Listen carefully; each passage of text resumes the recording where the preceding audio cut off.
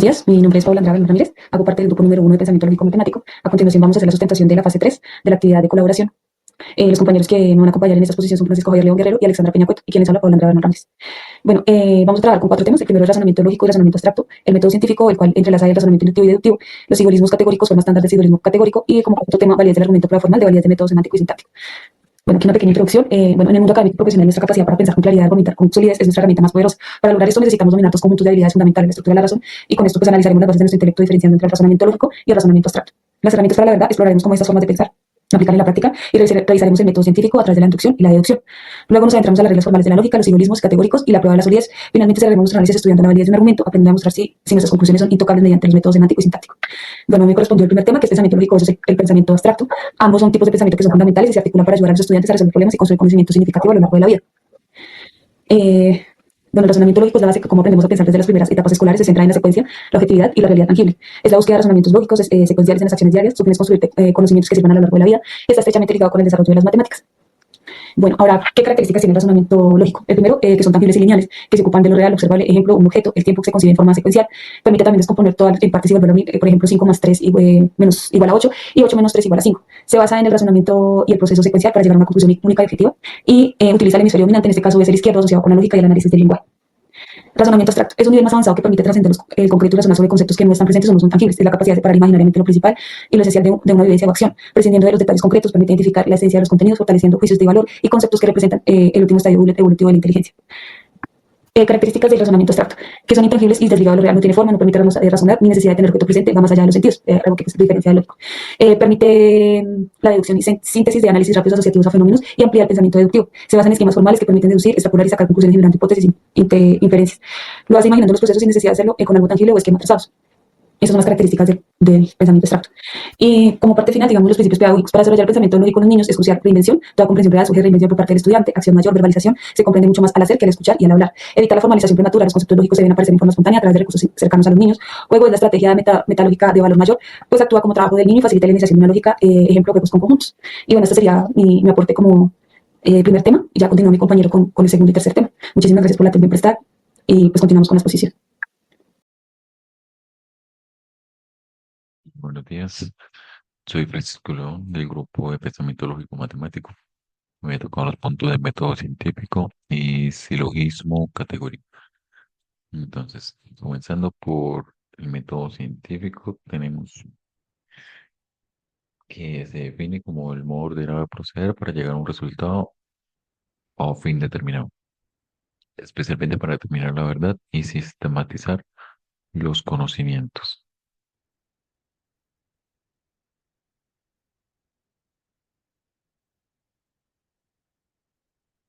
El objetivo del método científico.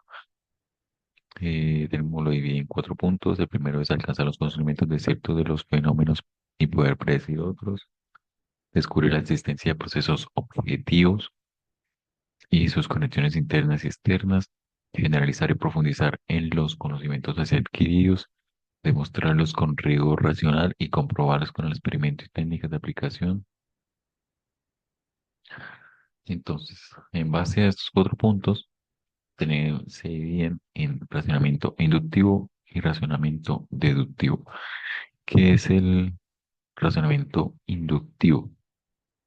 El razonamiento inductivo es el proceso lógico que se parte de observaciones o casos particulares para llegar a una conclusión. No garantiza que la conclusión sea totalmente cierta, pero formula hipótesis, patrones y generalizaciones basadas en la experiencia o en datos repetidos.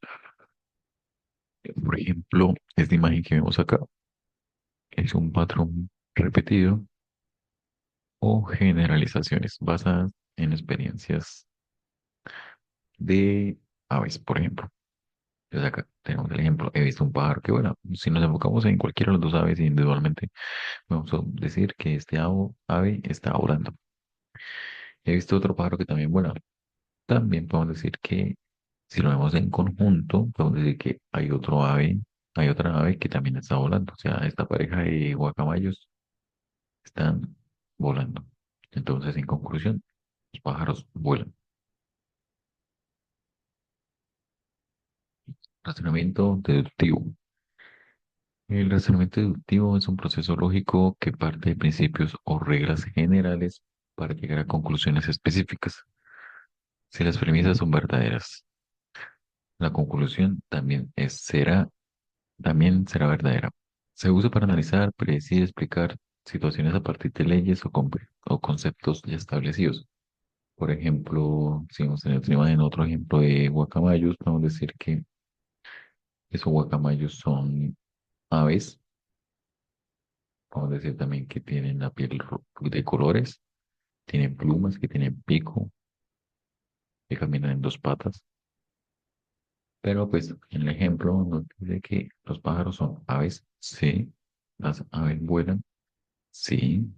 Entonces la conclusión, como dice acá una parte de las dos premisas, que son los pájaros y las aves son verdaderas, nos quiere decir que la tercera o la conclusión también será verdadera.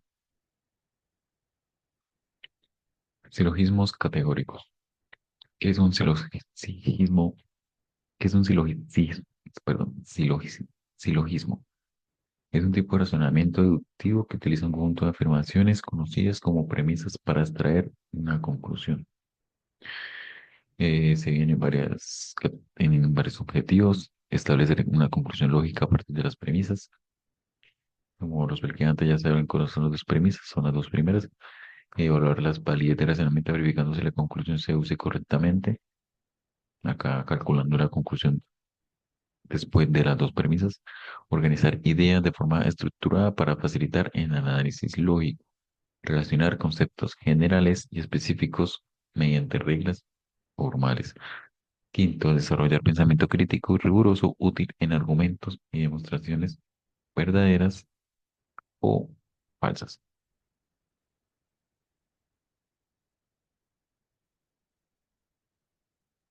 Silogismo categórico de forma estándar. Un silogismo estándar es una forma de razonamiento deductivo que se organiza en tres proporciones colocadas en un orden fijo.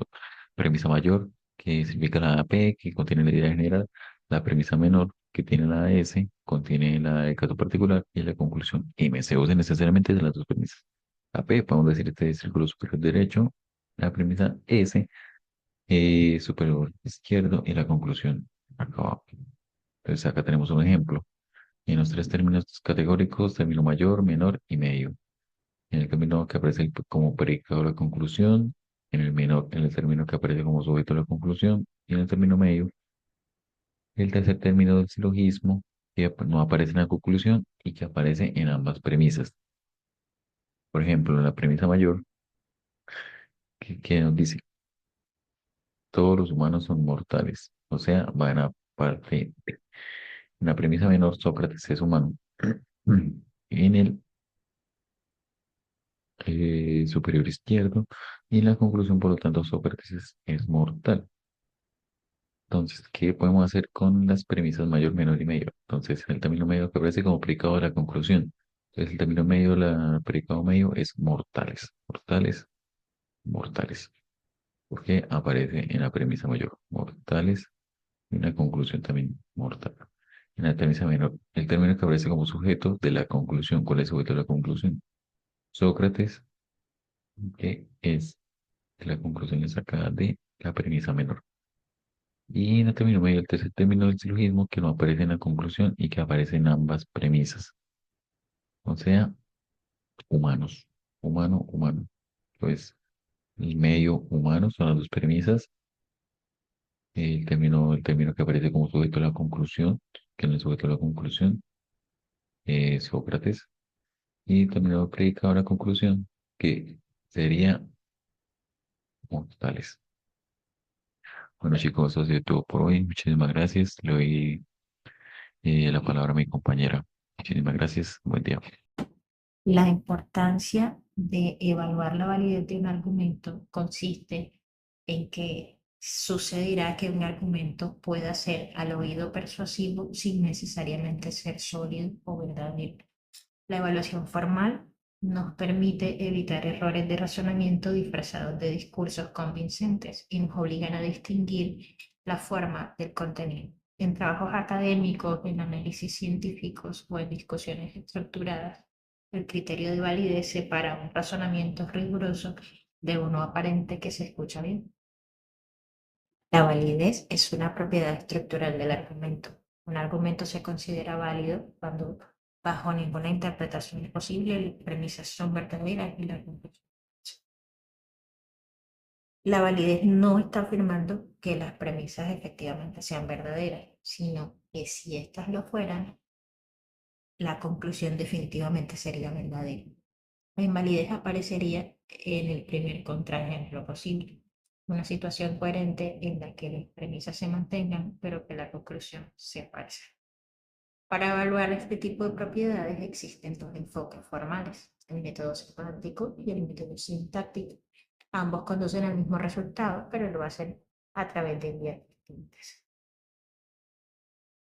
El método semántico trabaja con valores de verdad. Su herramienta central es la tabla de verdad o en sistemas más elaborados el análisis de modelos. La pregunta suele ser si existe algún caso posible en el que todas las premisas sean verdaderas, pero la conclusión sea falsa. Si la respuesta es afirmativa, entonces el argumento sería inválido. Por otra parte, el método sintáctico se basa en reglas de inferencia. No examinan ni significados ni valores de verdad, sino la legitimidad del paso deductivo. Un argumento es sintácticamente válido si su conclusión puede derivarse a partir de las premisas, usando exclusivamente reglas como el modus ponens o el modus tollens. A continuación, les muestro algunos ejemplos. En este ejemplo, revisamos el argumento si llueve, las calles están húmedas. A ver si es válido.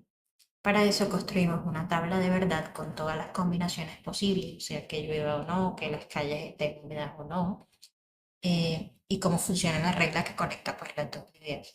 Lo importante es buscar un caso en el que ambas premisas sean verdaderas y aún así la conclusión resulte falsa.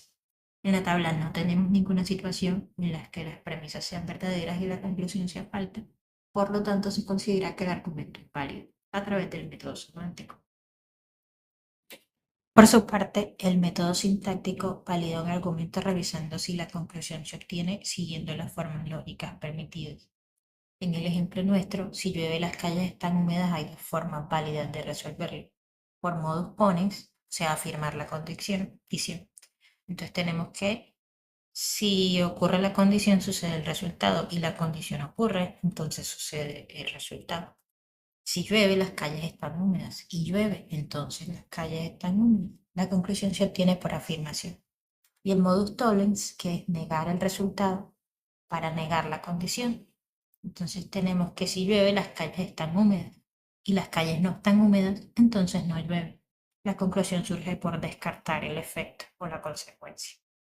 Ambas metodologías coinciden en su alcance. Lo que es válido semánticamente será válido sintácticamente, y lo que falla en el sistema quedará en el otro. Esta equivalencia se llama teorema de completitud y sostiene la solidez de la lógica formal como herramienta para evaluar algo.